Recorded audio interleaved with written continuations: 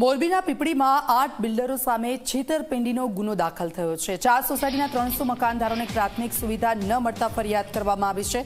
વીજળી, પાણી અને ગટર પૂરી પાડવામાં ન આવતા ગુનો નોંધાયો છે। માનસધામ સોસાયટી 1 અને 2, ગોકુલધામ અને ત્રિલોકધામ સોસાયટીમાં સુવિધાઓ નથી। સ્થાનિકોને 5 વર્ષથી નથી મળતી પ્રાથમિક સુવિધાઓ।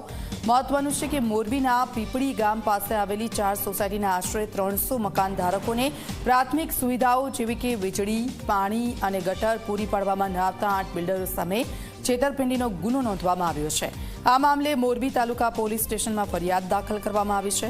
માનસધામ સોસાયટી 1 અને 2, ગોકુલધામ અને ત્રિલોકધામ સોસાયટીના સ્થાનિકો પરેશાન છે।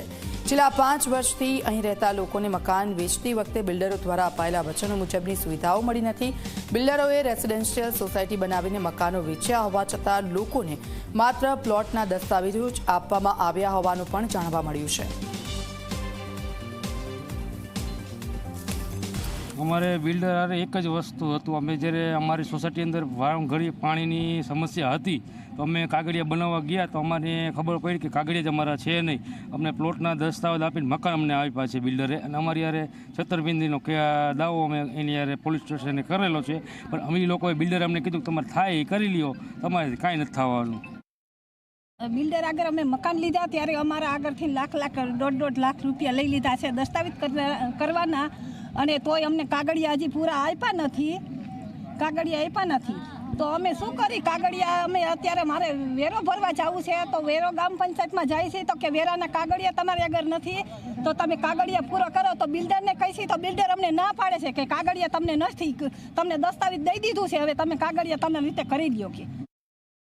માનસધામ, ત્રિલોકધામ અને ગોકુલધામ જે 4 સોસાયટી છે એમાં અંદાજે આશરે 500 થી 550 મકાનો આવેલા છે ચારે સોસાયટીથી।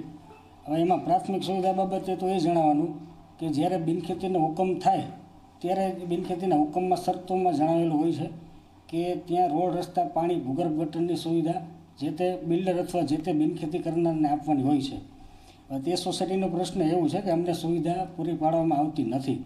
ખરેખર તો પંચાયતને જ્યારે રોડ, રસ્તા, રાજીનામાનો હુકમ થાય અને સોસાયટી જ્યારે પંચાયતને સોંપવામાં આવે તે પછી અમે પંચાયત દ્વારા સરકારશ્રીના નિયમ અનુસાર પ્રાથમિક સુવિધા આપવાની થતી હોય છે।